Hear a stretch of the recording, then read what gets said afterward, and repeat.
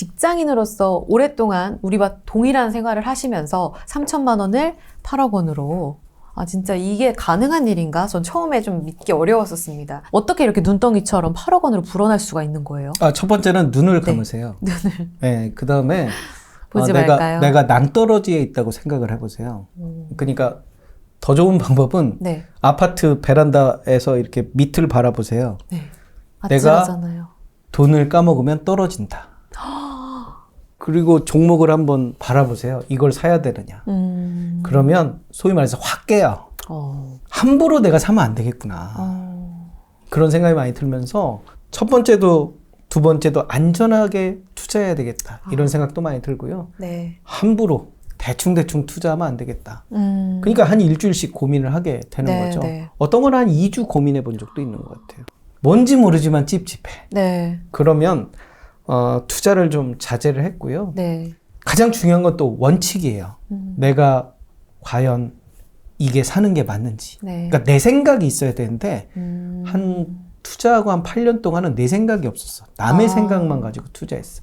그러니까 남이 좋대더라. 신문에서 좋대더라. 증권사에서 추천하더라. 네. 근데 그 증권사에서 추천한 거를 내가 사는 건 나잖아요. 네. 얘는 그냥 추천만 했는데 이걸 그냥 맹신하는 거예요.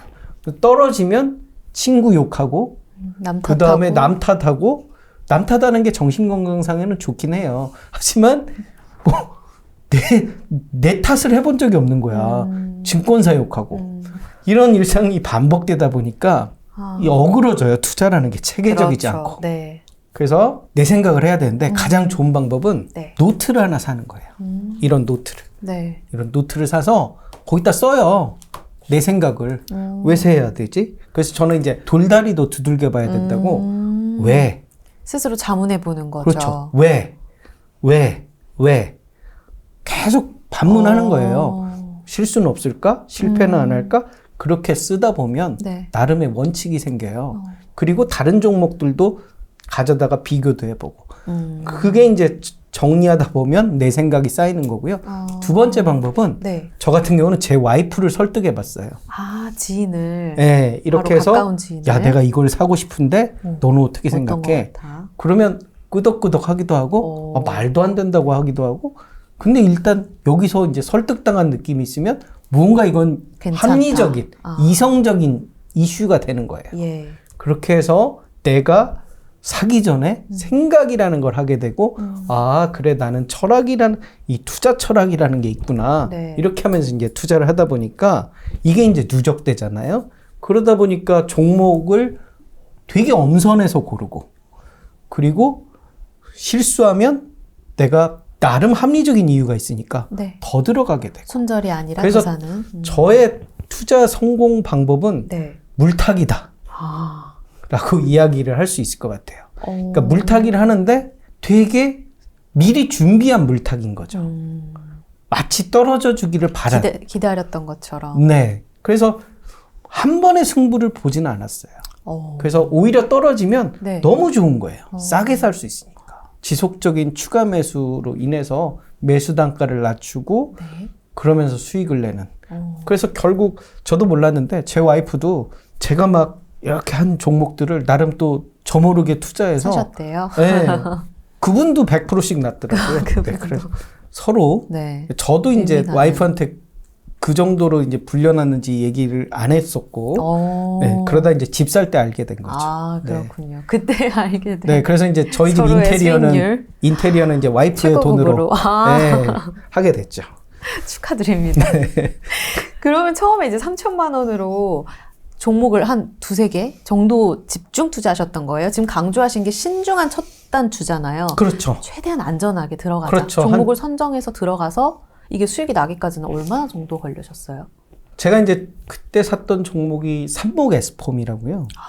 네, 그런 종목이 있었는데 이제 그 당시에 일감 몰아주기 이슈가 좀 있었어요. 그래서 에스폼이라는 회사의 이 거푸집, 네. 그 건설 현장에서 쓰는 거푸집을 이렇게 이제 사용한 후에 뭐 내부 팔고 뭐 이러면서 약간의 그런 어떤 이슈들이 좀 있더라고요. 그래서 그 이슈가 좀 개선이 되고 하면 기업 가치가 굉장히 좋을 거다. 그래서 뭐 나중에 그 회사가 네. 그 부분을 많이 해소를 했어요. 어떤 기업 가치 실제로. 개선. 그러면서 실적이 너무 좋아지는 거예요. 아. 그래서 그때 한 60% 정도 수익이 났었고요. 네. 뭐 그렇게 되다 보니까 그런 일들이 한 두세 번 이어지면서 종목이 눈덩이처럼 이제 수익이 불고 그렇죠. 재투자하면서 아. 예, 늘었고요.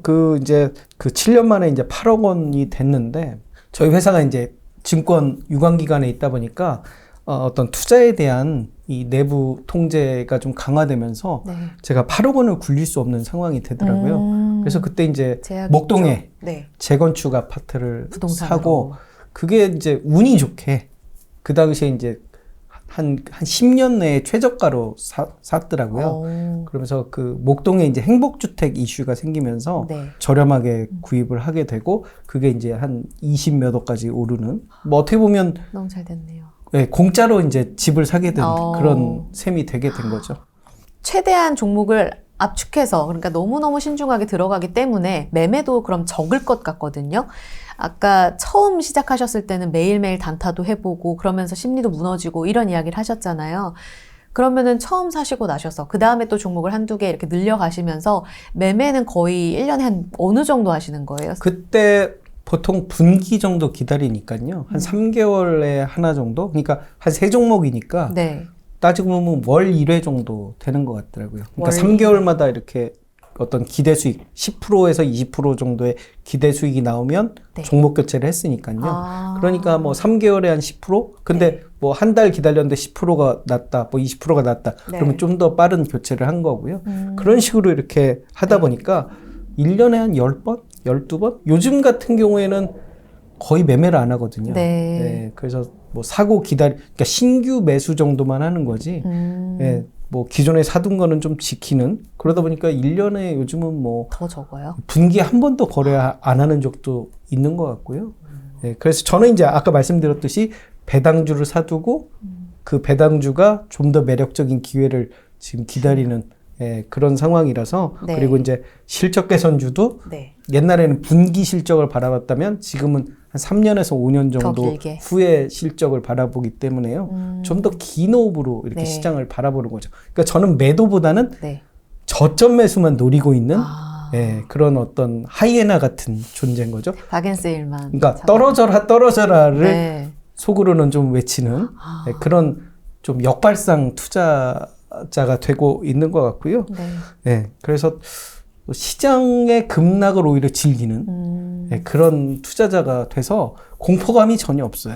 시장이 망가졌는데 즐거워요. 싸게 사니까.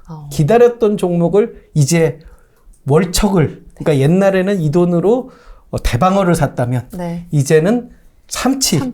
혼마구로를 살 수 있다는 그런 기대감이 있기 때문에 오히려 더 재미있는 그런 상황이 되는 거죠. 이게 준비가 되어 있기 때문에 하락을 즐기실 수 있다. 딱 이 말씀인 것 같아요. 종목을 계속해서 골라서 고르고 그 다음에 기회를 찾는 이 과정을 우리가 즐길 수 있어야 될 것 같아요. 보통은 직장인분들이 이제 9시 시작해서 3시 반에 끝나는 이 주식시장 안에서 매매를 할 수가 없기 때문에 그런 질문을 드렸거든요. 그런데 매도는 최소한으로 매수는 또 신중하게 이렇게 접근한다면 아마 직장인분들도 충분히 이 리밸런싱을 즐길 수 있지 않을까라는 생각을 해보게 됩니다. 저는 시세판을 좀 안 봤으면 좋겠어요. 한번 세보세요. 내가 시세판을 몇 번을 보는가. 하루에 몇 번 보는지. 제가 장담하건대 20번 이상 봐요. 이 네온 사인 같거든요. 네. 그러니까 사라 막 하는. 그래서 이게 절제가 안 돼요. 이게 막 변동. 시세판을 보면. 그래서 내가 세운 목표가 있으면 적게 봐야 돼요. 내가 산 종목들, 나의 주식 투자 이야기를 남과 공유를 안 했으면 좋겠어. 이 공유를 하잖아요. 네. 오르면 옆에서 막 속삭여줘요. 또 많이 올랐다더라. 근데 그 말이 뭐냐면 이제 팔아라. 그런 불안감을 이야기해줘요. 네. 그리고 떨어지잖아요. 옆에서 자꾸 소위 말해서 깐죽대요. 야 떨어졌더라. 그러면 그거 받고 상처받아갖고 팔게 돼요.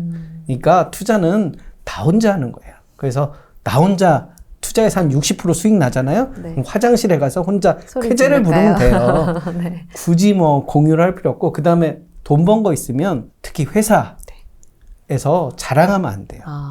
자랑하면 그게 시기로 돌아오고 질투로 돌아오고 쟤는 일도 안 하네 뭐 이런 이미지가 하기 때문에 그냥 투자하고 그 수익은 가족들하고 서로 스테이크 축하하는? 썰면서 네. 축하하고 그런 정도로 해야지 굳이 투자를 이렇게 막 떠벌리고 다니거나 그러면 오히려 마이너스다. 제가 이런 질문을 드려볼게요. 사실 제 마음인 것 같은데 작년 한 해 동안에 이제 주식 너무 안 좋았기 때문에 적금 드신 분들도 많거든요. 특히 하반기부터는 금리가 꽤 올라가서 예금 적금 하시면서 돈은 모아두신 분들이 있어요. 근데 이제 주식 투자를 아직 하시기 전이겠죠.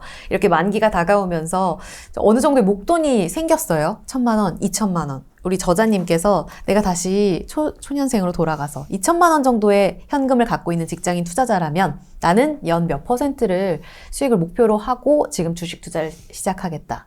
저는 연 목표보다는 네. 배당을 얼마 받을 건가라는 포커스로 투자를 했으면 좋겠어요. 아. 왜냐? 적금을 하신 분들이잖아요. 적금하신 분들의 특징이 원금은 지켜야 돼. 두 번째로 꾸준하게 이자는 받아야 돼. 그거에 가장 부합하는 상품이 저는 배당주라고 생각을 해요. 수익도 내고 싶어도요? 그러니까 수익도 내고 싶은데 수익도 날 수 있죠. 배당주라는 것은 시기를 언제 잡느냐에 따라서 네. 그래서 저는 이제 배당주를 1월에 주로 사라고 하거든요. 아까도 얘기하셨죠. 네, 연초가 가장 많이 떨어지기 때문에. 네. 그래서 배당주에게 수익은 옵션이고요. 은행에서 지금 금리가 5%인데 네. 배당으로 5% 갖고는 안 되겠죠. 만 7%, 8% 나면서 그 이상은 돼야 되잖아요. 그렇죠. 그 이상을 받으면서 이 추가 수익까지 노릴 수 있는 게 저는 배당주 같고요. 배당으로도 ETF도 있고요, 물론. 네. 초보자라면, 네. 초심자라면 굳이 무리를 할 필요가 없겠다라는 생각이 들어요. 시장도 지금 변동성이 되게 크잖아요. 아껴서 절약해서 모은 그 적금을 이 선뜻 공격적으로 투자했다가 까먹으면 그 다음에는 이제 안 하느니만 못 하잖아요. 그래서 지금 주식을 처음 접근한다 그러면 네. 스텝 바이 스텝이에요. 고배당주. 그러니까 아까 말씀하셨지만 몇 프로를 벌 건가는 네. 그 출발점이 틀린 거예요. 잘못됐어요? 그렇죠. 몇 프로를 벌 건가가 아니라 예. 까먹을 건가, 아. 잃을 건가. 이게 가장 큰 포커스고요. 두 번째로는 배당을 얼마를 받을 건가.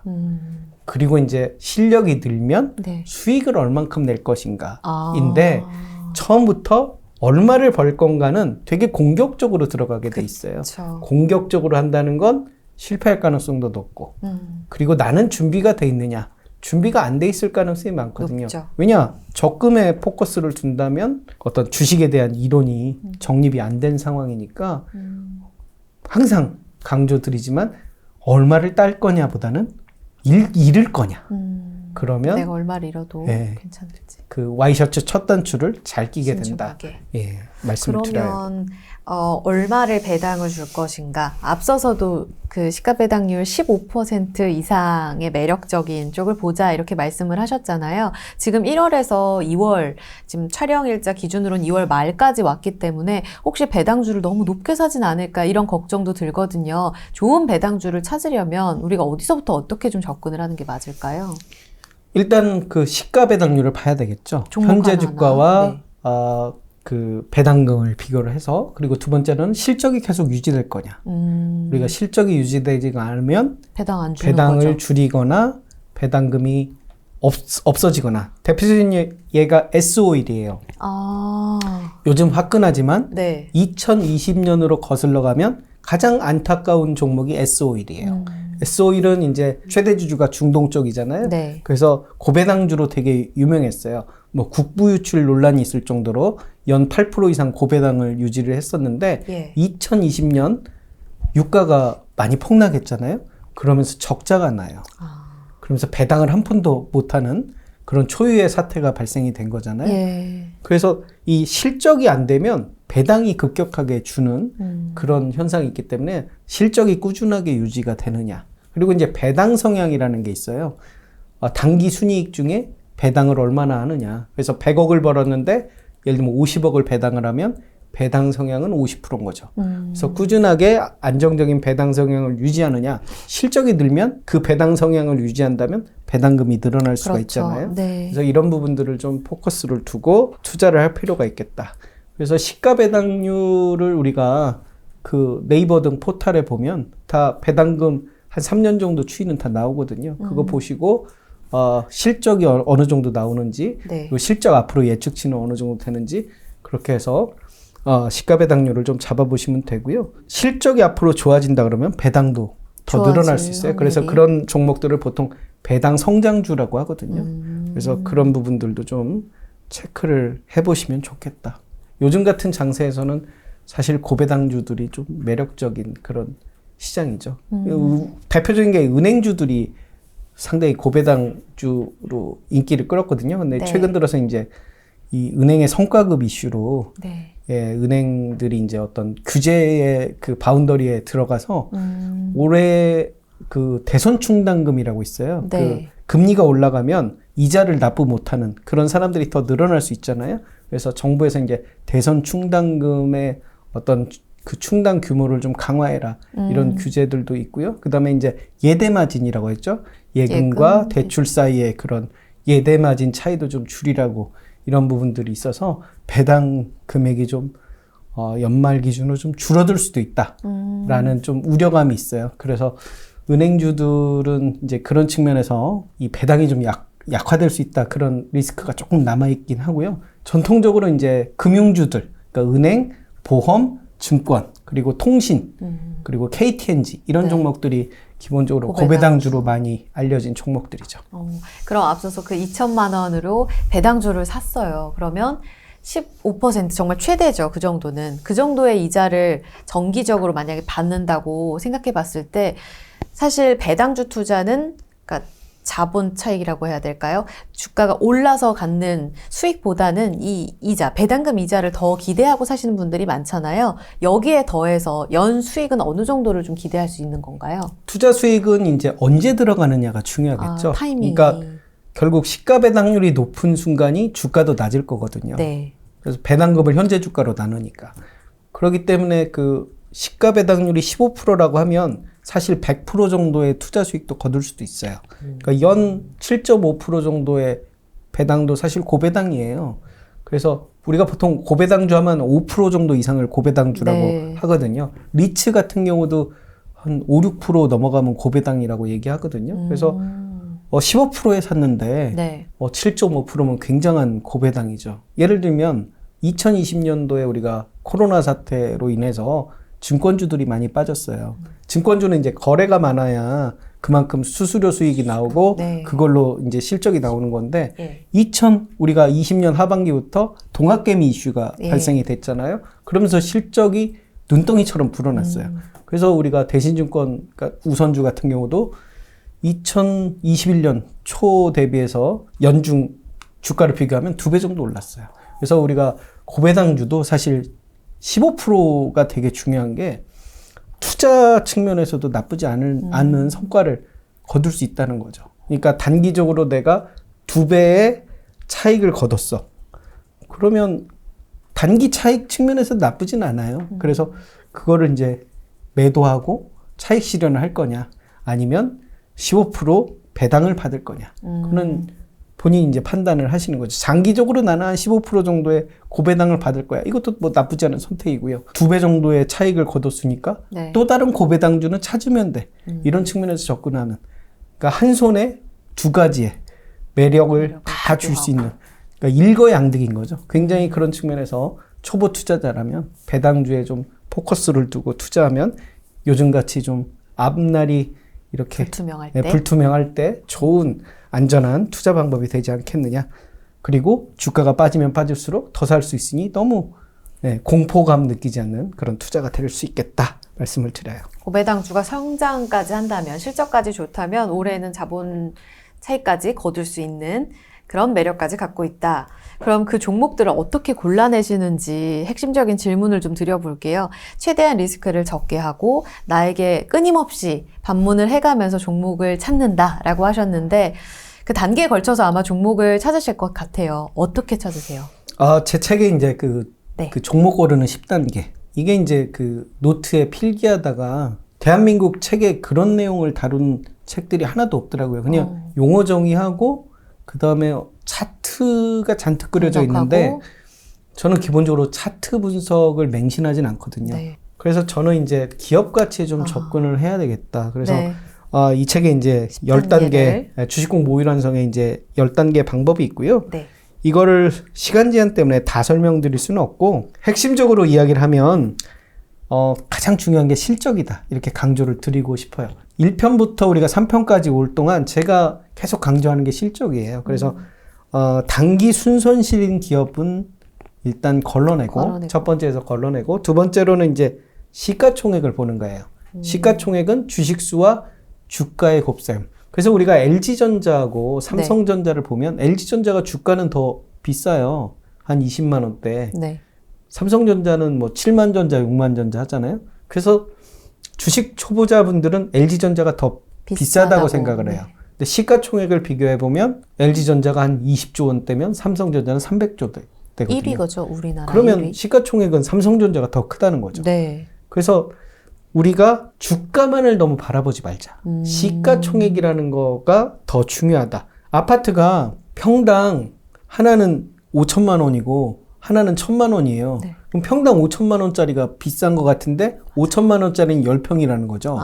근데 평당 1,000만 원짜리는 100평이에요. 평당 1,000만 원짜리가 더 비싼 거거든요. 네. 평수가 더 많으니까. 네. 근데 우리는 주가만을 봐요. 그러니까 평당 5천만 원짜리가 평당 1,000만 원짜리보다 비쌀 것이다. 근데 주식수를 곱해보니 LG전자보다 삼성전자가 시가총액이 더 크더라. 그래서 시가총액을 두 번째 확인을 하고요. 그럼 시가총액이 크다는 거는 그만큼 덩치가 크고 안정적으로 움직인다? 이렇게 이해할 수도 있는 거예요? 그거보다는 이제 기업 가치가 크다는 거죠. 기업 가치가 크다. 네. 그러니까 시장에서의 그 기업을 바라보는 가치가 얘는 20조짜리야. 얘는 300조짜리야. 이거죠. 그러니까 300조짜리 기업이 훨씬 더 큰 기업이라는 거죠. 네. 기업 가치 자체가. 왜냐하면 주가 곱하기 주식수잖아요. 네. 그러니까 주가라는 건 시장에서 평가하는 그 기업의 어떤 주식의 가치예요. 거기에 주식수를 곱해서 온전한 기업의 가치가 나오는 거죠.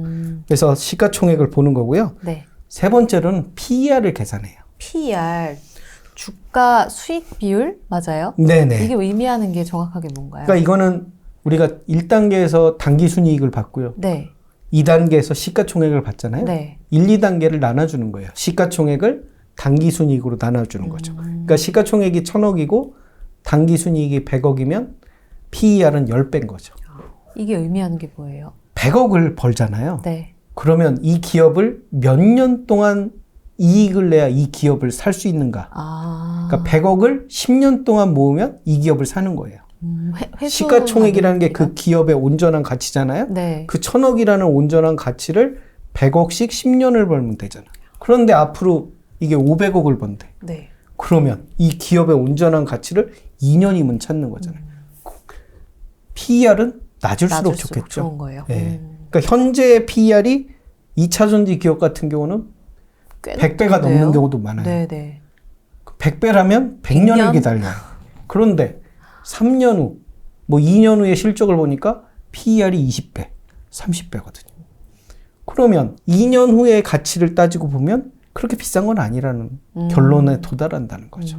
그러니까 테슬라도 마찬가지고, 네. 뭐 애플도 마찬가지고. 지금 당장의 기업 관점으로 봐서는 비쌀 수 있어요. 그렇지만 2년, 3년 후의 가치로 보면 저렴할 수 있기 때문에 그런 저렴한 기업을 사야 된다. 네. 적자면. 원금 회수가 안 되는 거죠. 그렇겠네요. 그렇기 때문에 적자 기업을 사서 네. 언제 내 평생 원금 회수가 안 되는 기업을 굳이 살 필요가 있겠느냐. 그리고 2년, 3년 후에도 PER이 100배인 그런 기업들을 과연 지금 투자하는 게 맞겠느냐. 이런 측면에서 네. 우리가 실적과 시가총액과 PER 연관관계를 보는 네. 거고요. 그러면은 실적에서는 올해 실적 말고 예상 실적으로 지금 3년 뒤까지 다 본 다음에 PER을 같이 보자. 이렇게 정리하면 되겠네요. 그렇죠. 실적 피크아웃. 아까 우리가 전편에서 시젠 이야기를 했잖아요. 네네. 안타깝긴 하지만 네. 이 실적이 계속 꺾이니까 그때 당시에는 회수 기간이 뭐 한 3년이었는데 2년 후 지나니까 회수 기간이 30년이 됐어. 그러면 더 멀어졌잖아요. 네네. 더 멀어진 기업을 사놓고 이 내가 산 가격이 올 거라고 기대를 하는 건 어떤 요행수가 없는 한 쉽진 않은 상황이 되는 거죠. 그렇기 때문에 우리가 실적을 현재 기준으로 바라볼 게 아니라 미래. 그러니까 지금보다 덜 버는 애를 산 거잖아요. 네. 앞으로. 그러면 얘가 주가가 좋을 리가 없겠죠.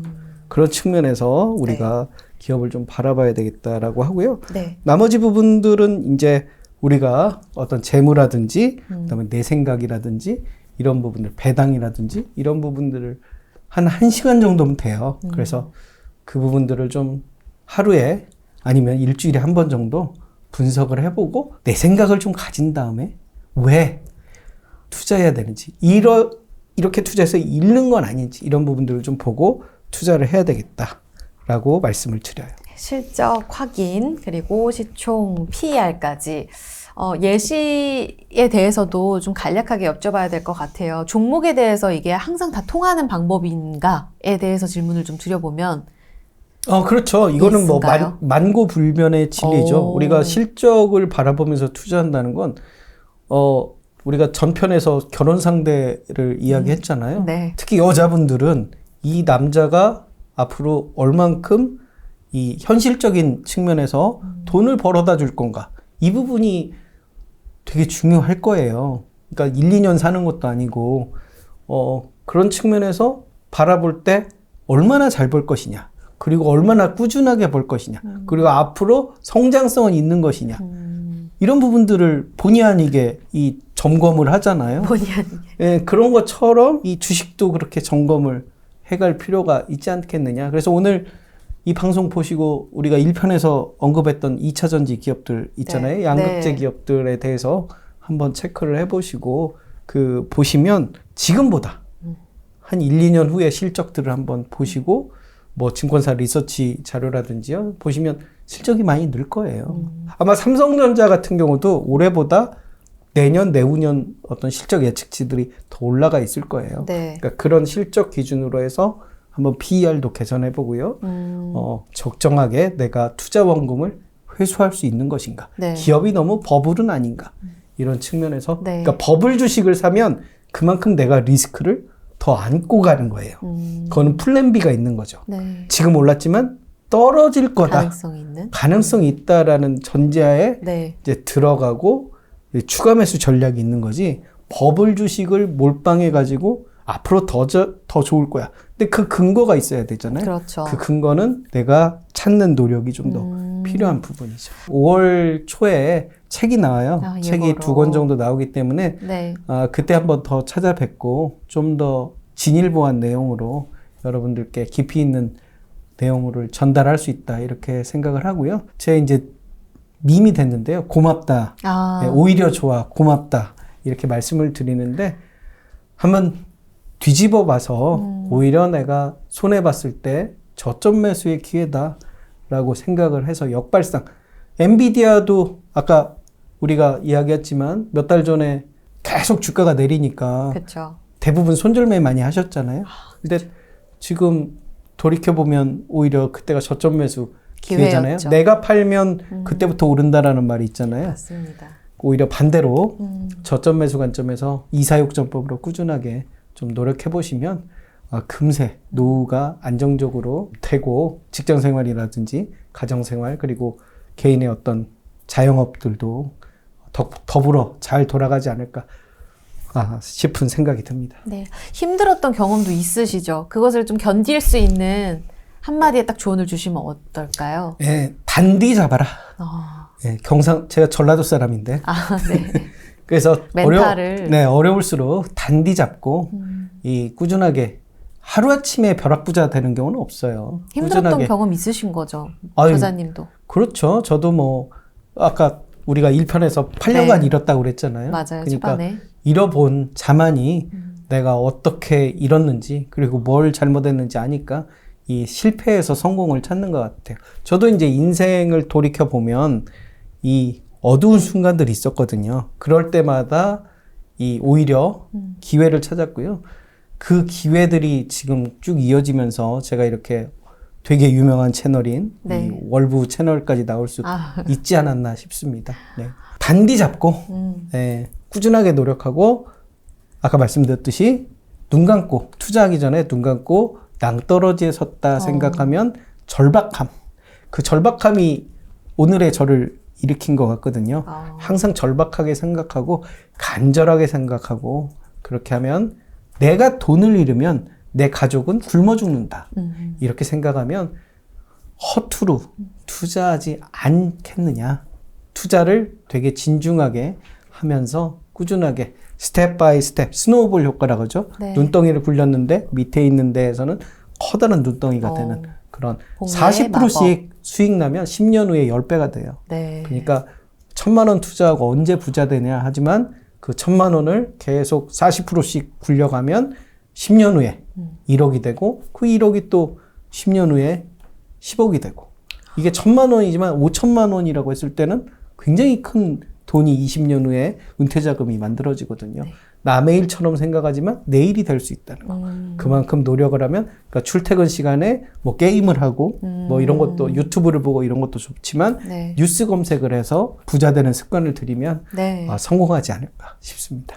너무 영광이었습니다.